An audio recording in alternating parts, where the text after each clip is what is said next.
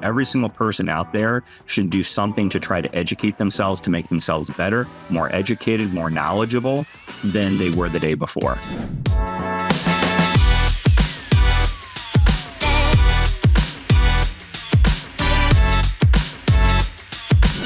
Welcome back to the show. I am your host, Remington Ramsey, and today my guest from my hometown, Indianapolis, is Steve Rupp from Steve Rupp Coaching, which is a new title for you, Steve, but previously I had you on a different show, and you were known as the most educated realtor in the world, and now you've stepped out of real estate and into real estate coaching. How you doing today, Steve? Great, Remington. It's good to see you again. Glad to be back. Let's start there with the controversial phrase, most educated realtor in the world, because I'm not sure there's a place where I can verify that, but you're pretty convinced. Tell me why. What does it take to become the most educated realtor in the world? So great question. Yeah, I've looked a lot, and I haven't been able to find anybody who can up me on that. But over the course of my career, I'm very learning based, and I feel that that's a benefit to my clients. And so over the course of my career, I've earned 18 designations and certifications in residential real estate. And I've not been able to find another real estate agent who has earned more residential designations and certifications than that. And, what do most people have? How many designations? If you're going for that, how many? What are the most common designations? What do most realtors have? Oh, I would say the average agent doesn't have any. And if you have one or two, that's a fair amount. I would say the most common ones, and the ones that I tell agents, like if I'm talking to a new agent and they say, "Hey, Steve, I want to get some more formal education," the very first one that I'll tell them to get is the GRI, which is a Graduate Realtor Institute, and it's a 3-week course over the course of 3 years, and it's put on by each of the state associations. It's a great course. I consider that to be a master's in real estate. Your bachelor's degree is your license, I call it. And then your master's degree is your GRI. And then the next one that I think is extremely relevant for our industry right now is the ABR, which is the Accredited Buyer's Representative. And that teaches you how to be a good buyer's representative, especially in today's market, and how to work with buyers and how to explain the buyer's agency agreement. And obviously that's very relevant. I don't need to explain that. Oh yeah. I mean, at the timing of this recording is right on the tail end of the lawsuits that are affecting that very thing. So what's funny is like I can see it now with realtors that started the last 5 years that were told, okay, I can make X amount of dollars by selling X amount of homes and helping X amount of people. That's really all I care about. Where do I sign? Right. And so then you can see, I mean, in Indianapolis, there's 10,000 realtors. Half of them will sell one or less homes. The ones that get in and don't do the job very well or are not as quote unquote, successful, I feel like are hurting the industry, at least in terms of the narrative from the consumer's perspective. And so your argument, I've heard you say this before, would be education. Like, are we educating our realtors? Do realtors care about education? You're talking about getting your master's and your doctorate in real estate sales. I think that's really smart. The problem is, if I can sell, and this is the thinking that I've heard, and I'm curious as to your thoughts on this. If I can sell 20 million a year and not get those designations, where's my incentive to spend time and money to get them? That's a great question. And honestly, I would argue with you that the incentive is to be better than you were and to be a better advocate and agent for your clients. Can you sell a lot more all at once? Maybe. Absolutely. There's a lot of agents who have done that. I would ask, can you do it better? Can you be a better agent for your clients? And at the end of the day, my opinion, I think we all should be striving to be better. And if you're not learning something more than when you went to bed that night before, you are worse than you were the day before. And I know you're a huge reader, so I know you get this. And I'm a huge reader as well, very educationally based. And I believe that every single person out there should do something to try to educate themselves to make themselves better, more educated, more knowledgeable than they were the day before. Yeah. And if that doesn't drive you alone, then maybe there's something else you should be looking at. But I think that there's value to the consumer for an extremely educated agent. Now, there's two different types of education. There's book education, there's experiential, right? Mm-hmm. And you can argue experiential education is just as important as book. And I would agree 100%. But I would also agree that you need both of them to become the most well-rounded professional in whatever career you're in. You should always be looking to do it better. Well, the two things I wanted to talk to you about today, because I know you just got back from Italy. You're a world traveler. You like to travel a lot, but you also you said in the pre-show, and I've never heard you say this before, and I've known you a long time, that you would argue that travel trumps education. I can't remember exactly how you said it, but basically that was the thought. And coming from someone who prides themselves on being so educated, especially in your field, that was a pretty strong statement. So I want to hear about that. And then I also want to talk about the transition that you have gone through and what goes into the mind of someone developing a coaching program and stepping out of what they've done for 20, 30 years. So those are the two places I want to go. Let's start with travel trumps education. For someone who has 18 designations, that's a pretty bold statement. It is. And I'm going to go back to what I said earlier, and that was that there's two different types of education that I believe everyone should be pursuing: experiential and then academic. And I think the two work hand in hand.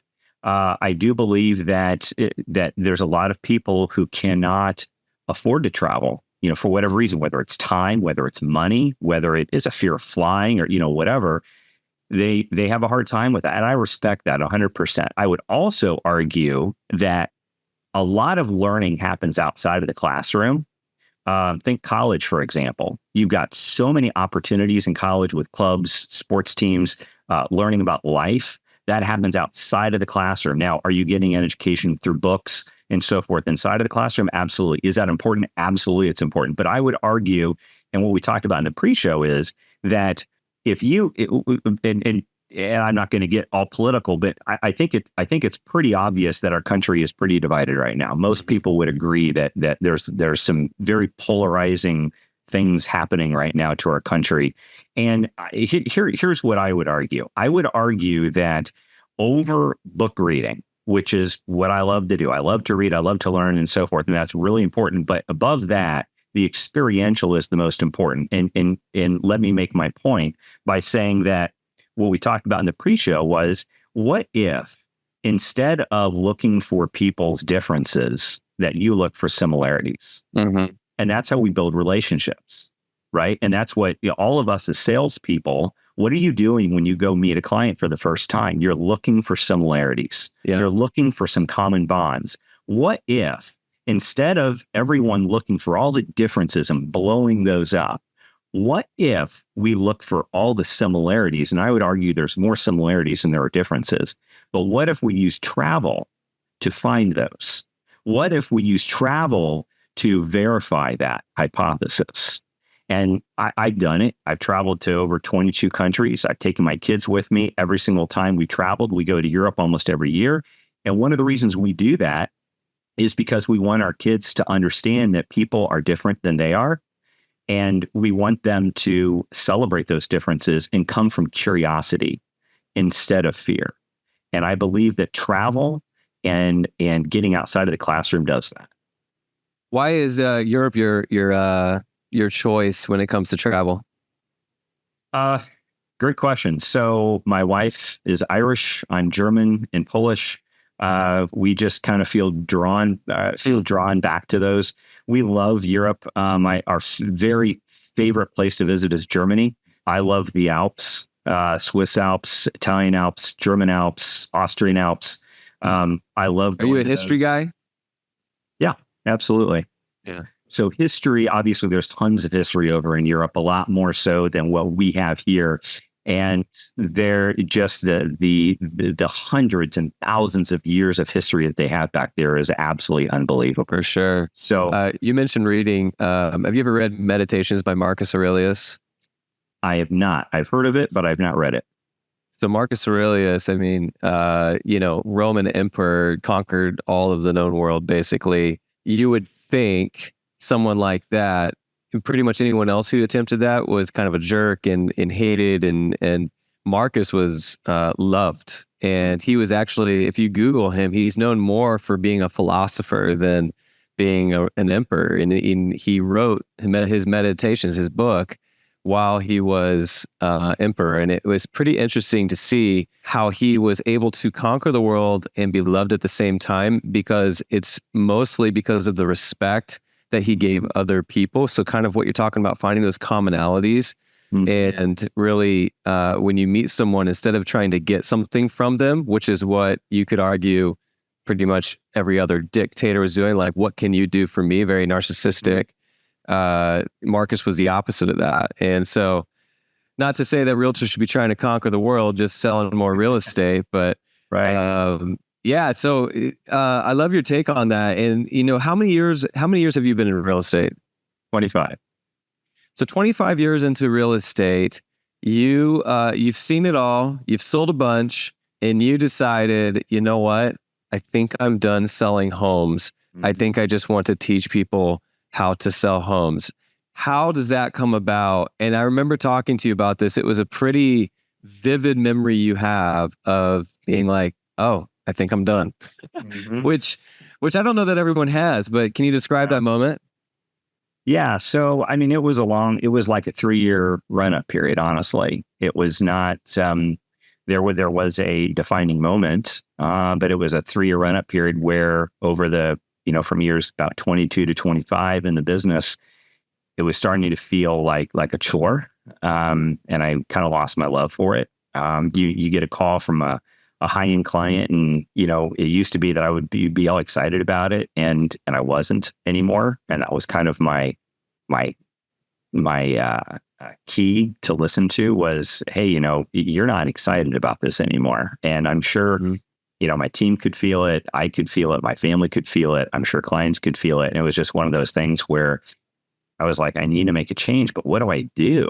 I mean, real estate has been my life. And, as a lot of my backstory is that I literally grew up in the business. And, my dad got in the business literally the year that I was born.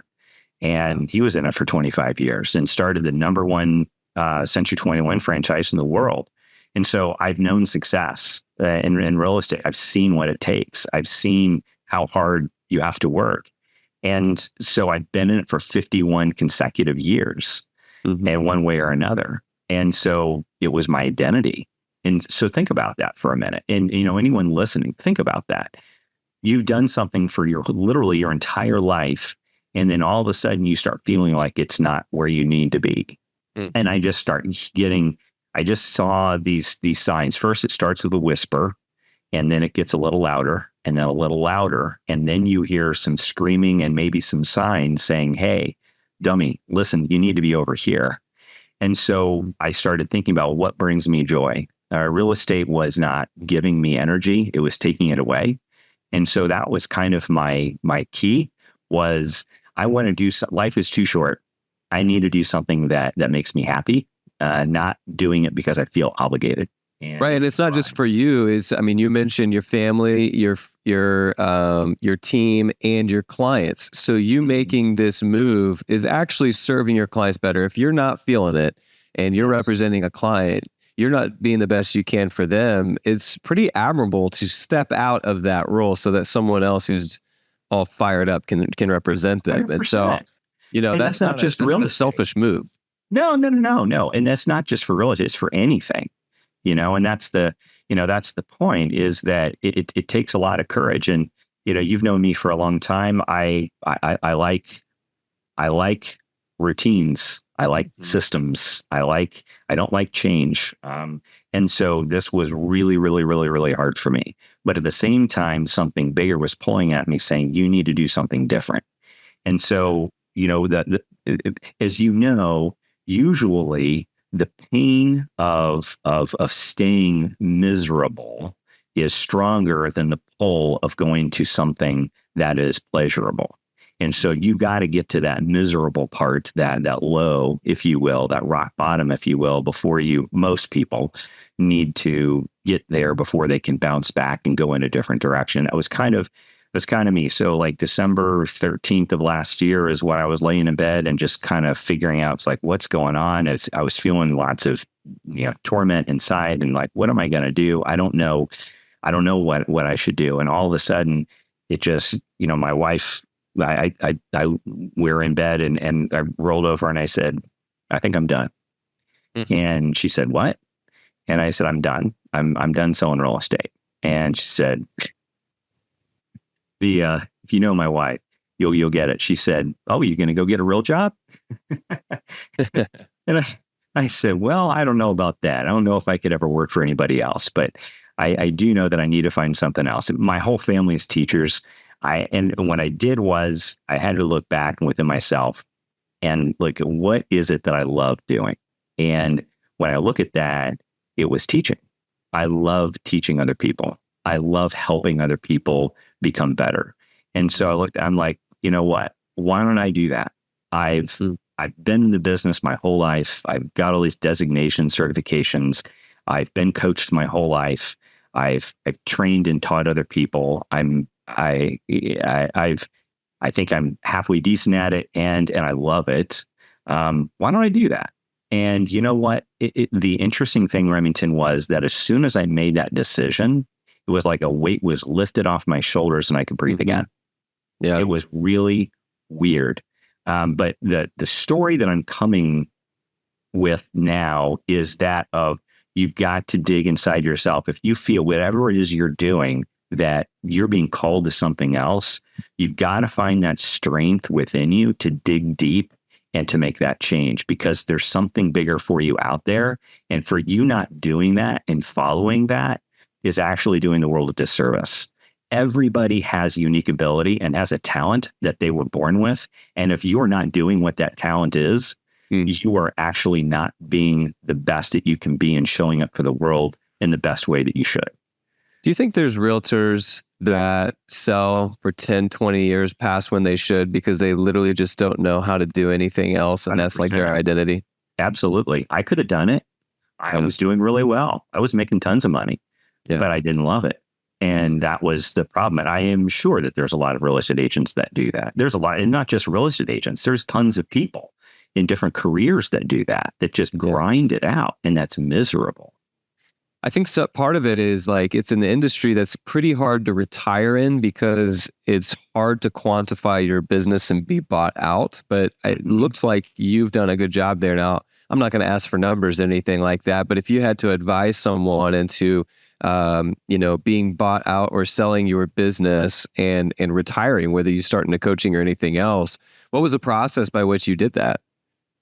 So first of all, I'm glad you asked that, because I truly believe that this is the biggest missed opportunity that realtors today have. And what I did was I followed a book called The Golden Handoff, and it goes through the whole process of how to sell your business. In a nutshell, you need to find someone to buy it, and then you work on basically a 3-year schedule where they pay you out for percentages for commissions out of your database that they sell and close for you over that 3 years. And it's usually a tiered system. So it's a fairly simple system, but you do need to identify a good partner. I merged my team when I stopped selling formally with a very, very, very good friend of mine that I've known for over 20 years, where our businesses were very similar. He had a great support system. My team that I had, all of us wanted to go do something different. We had dreams that we wanted to follow. And so my team all kind of went and did their own thing, which is awesome. His team was around and I knew him. And so it was a great fit and we worked very well together. So that was how I did. I believe with the environment that we're in right now, I believe that you're going to see a lot of real estate agents getting out of the business. And I don't think that's a bad thing. And I'm not. And it's not just. And you're saying that you're not just talking about ones that started last year and couldn't figure it out. You actually think that people who've been here that have been quote unquote successful doing it full time are going to get out, and 100% probably going to leave without doing what you did. I agree, and I think you're leaving a ton of money on the table because you've built your business for the past 5, 10, 15, 20, 25 years, and there should be something that you could get out of it. And, but you had to build your business based on systems and models that are replicatable, reproducible, and scalable for another person to buy, right? That's what they're buying, is your systems and your database, or as I call it, a data bank.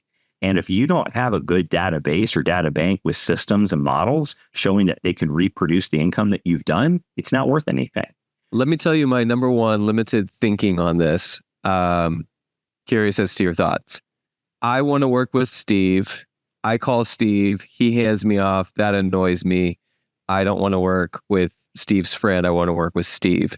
Mm-hmm. I feel like for me, when I'm creating a staff and a team to do things that, if my attention needs to be elsewhere and I'm no longer doing that thing, where they're selling knives or ads or real estate, I need to figure out that conversation to keep the business with my, partner, whoever I'm passing it off, and not just lose it every single time. Mm-hmm. That's limited thinking that I have. Mm-hmm. I'm curious as to how you tackle that. Well, that's a great question. And frankly, I had the very same thought when I did. I was scared to death. And let me give you two examples of how this happens. First of all, I would say that this is very similar to a team, right? Where you had solo agents. Most teams were started by a solo agent who got bigger and bigger, and they had to add people because they had too much business to handle on their own. So you add a buyer's agent. The same thing. I want to work with Steve. I want to work with Remington. I'm going to hand you off to Thea. Well, how you do the handoff is important. And that's where you have to have the scripting. And that's where you have to talk that other person up, an agent up, and let them know why they're benefiting from having a team, number one. Number two, you have to make sure that you keep referencing that agent that they know that they have a relationship with throughout the transaction. Like Thea, for example, she was my buyer's agent. She would always say, hey, Steve and I were just talking. We always did. We talk every day. Steve and I were just talking, and we had this idea. We were going to run by you. Steve and I were just talking, whatever. So I'm still in it, but she has the authority, and I never usurp that. So I would never get into the transaction on behalf of her. She would always be the authority. And if I had some input, it would always go through her. So that's that. The same principle applies to buying a business. I would argue that, and if you read the book, The Golden Handoff, technically speaking, mine was only about a 4-month run-up before I did my handoff. But technically speaking, it should be about a year if you can do it and plan for it properly, whereby you announce that there is a merger. And then it might be like, the Steve Remington team. And then it goes to the Remington Steve team. And then it goes to the Remington team. Yeah. So it's a slow transition, and people slowly get used to that. It's kind of like a company getting bought out. We've seen this happen many times before, where that's exactly what they do. It shouldn't be that hard to hand off in something like this if you have the right language and the right conviction. I mean, I feel like those are the two things you need. You need the right language, so you're saying the right words for a handoff, and you need the right conviction that you're doing the right thing for the client, right? Because like if you're handing someone off to the mortgage broker to do the mortgage, you're not a lender, so you're not even thinking twice about like, well, I thought you were going to do everything, Steve. Why are you taking care of the lending? And it's like, that's not my role. It really shouldn't be any different if you've decided that you're no longer working with buyers or sellers, for that matter. That's right. If you get the language down like that, it should not be anything different. You are still working with me and the team. I just had Jim Allen on, who's the number one realtor in Coldwell Banker, does $1 billion a year. And the first question I asked him was, most people who are not a team really hate the team structure because it's like, I could just sign up my whole office under my name and be a team. And he had a really good answer to that. He was basically talking about how single agents still are teams. And everyone within their network, while they're doing a transaction, has people on their quote unquote team to get the job done. He said when he was a single agent, he got to the top of the mountain, got the award, walk across stage, and there was no one to high five. And so when he became a team, it was just more efficient and bigger and better in every aspect, including the real estate team. I'd never heard it that way, and I really like that. I subscribe to that now. So what you're saying here is helping my limited belief. What kind of language? So like if someone were to come to you, I kind of want to get in the weeds on this. This is interesting. So if someone comes to you and says right now, so someone who does not know that you are in coaching now, and they, it's been years, but they want to sell their house. What does that conversation look like exactly when they call you and say, Steve, I'm ready to sell my house? I'm sure this has happened in the last month or two. It has, for sure. What does that look like? So, yeah. So Remington, you call me about selling your house. And, the first thing I'm going to do is dig into the relationship, right? Mm-hmm. And how things been going. Thanks so much for calling. Tell me what's happening, where you going, when you don't, whatever.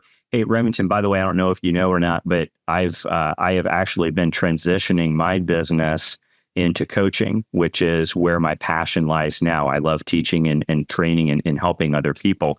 And so what I've done is I have partnered with a very, very good friend of mine who had a business that was very similar to the way that I ran mine.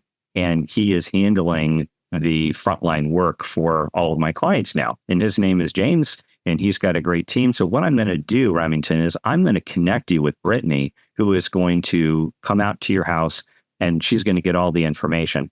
Now, we want to make sure that you have the same great experience that you've been accustomed to over the past 25 years with us. And I'm going to ensure that that happens. So I'm going to stay in the back and make sure that everything is happening the way it's supposed to. I am sure that you'll have a great experience. I'm always here if you need me. So if you need to reach out to me for any reason, and I'll check in with you from time to time, I am happy to do that. So let's go ahead and get this appointment scheduled. I'll connect you with Brittany and we'll go from there.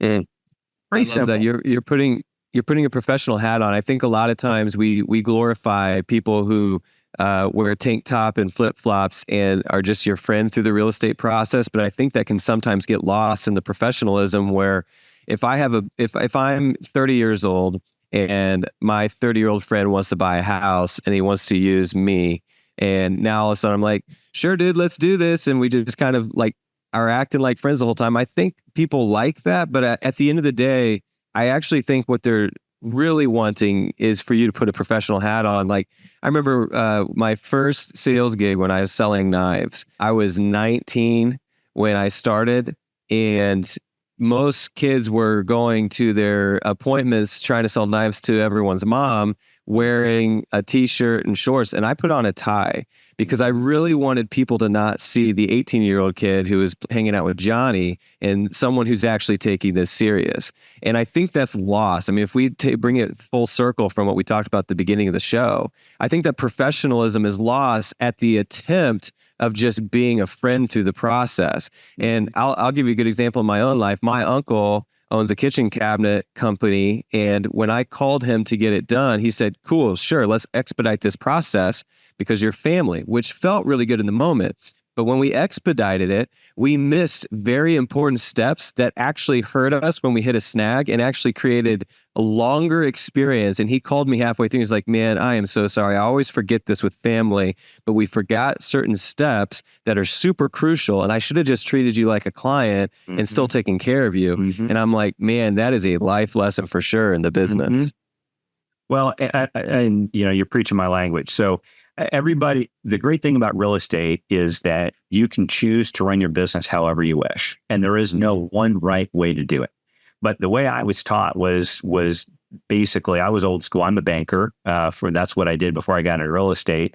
And so I wore suits every day. I wore 3-piece suits every day, braces, everything. And so that's how I came up. You don't go to work unless you've got a suit on. So and my dad always wore a suit every single time. He had the gold jacket, of course, and all that good stuff. But anyway, it comes from Dale Carnegie. If you read How to Win Friends and Influence People, what did he say about how you dress for an interview? And he said, it doesn't matter if you're, and what he says is, and his quote was, it doesn't matter whether you're unloading boxcars or if you're going for an executive position, you show up in a suit and tie. And that's when I'm training new agents, I tell them, I'm like, you can put whatever spin and personality you want. And this is going to be different in maybe Texas and Florida or California, where dress might be a little different, but here we're a little bit more conservative. In my opinion, if you are going for a job interview, and all listing appointments and buyer consults are interviews, you need to dress the part. And especially if I'm showing up, but I did a fair amount of luxury sales. If you're showing up on the doorstep for your client and you're in a full suit and you are on time, they are going to take you more seriously. Because you look at Malcolm Gladwell's Blink, that book is all about that. And it's not the 3-second rule, it's the half-second rule, the millisecond impressions. Right? That first impression means everything. Remington, I've had so many clients tell me, Steve, thank you for dressing up for me. I appreciate that. It shows me the respect that you are going to treat me and this transaction with. I had so many people tell me that. And I'm not trying to tell people how to dress or how to do their business.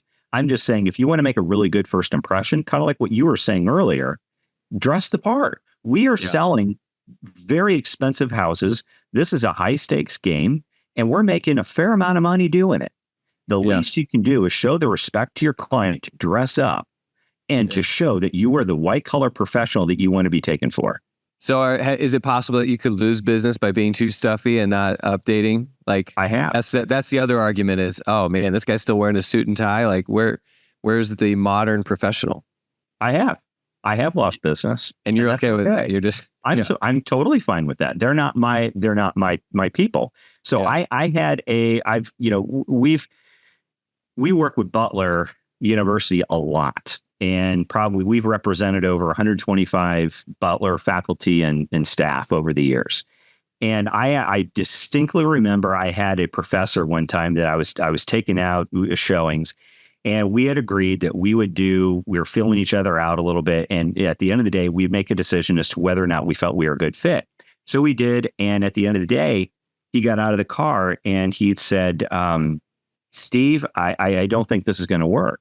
And I'm like, really? Well, why is that? He said, you're just not quirky enough for me. And I'm like, well, I respect your opinion. If this business is built on relationships and personalities, and if I'm not the right one for you, then you got 10,000 other agents from which to choose. And I am happy to find you an agent who might be a little quirkier. And he did. And it was a great fit. But you know what? We are not the best fit for everybody. I'm not the best fit for, who's the best fit for me when it comes to real estate is your C-suite executives, your accountants, your lawyers, your engineers, all those people who are very detailed or very high Ds. I get along with them really, really, really well. Yeah. But if you're talking about somebody who is super creative and whatever, those are not my people. Now I have lots of clients like that and we get along fine, but that is not my focus. Every agent has a focus, and there's a lot of super creative agents out there that would get along really well with that guy who said I wasn't quirky enough for him. And that's cool. And that's great for consumers. Right. So, the way that I do things is going to be different than other people, but I still maintain that very first impression is really, really important. And then after that first time, if you want to dress down a little bit to match your client's dress, that's fine. I was always told that you dress one level above your client. That's how I was trained my whole life through Dale Carnegie training. Yeah, same thing with public speaking, right? You're always dressed nicer than the crowd that you're speaking to. 100%. Yeah. I like that, setting the standards. Well, I love this discussion, and I can imagine your coaching fits the same mold where you're teaching people the importance of education, the importance of professionalism, and I can't tell you on the back end of these lawsuits and what's to come, how important that could be. So thanks for sharing. Absolutely, it's my pleasure, and always love talking and sharing nuggets. So. This has been Steve Rupp. If you have any questions or concerns, or you disagree with everything we said today, please send us an email about it. podcast@realproducersmag.com. You can also email us who you want to be on the show and what you want us to talk about. We'll see you next time.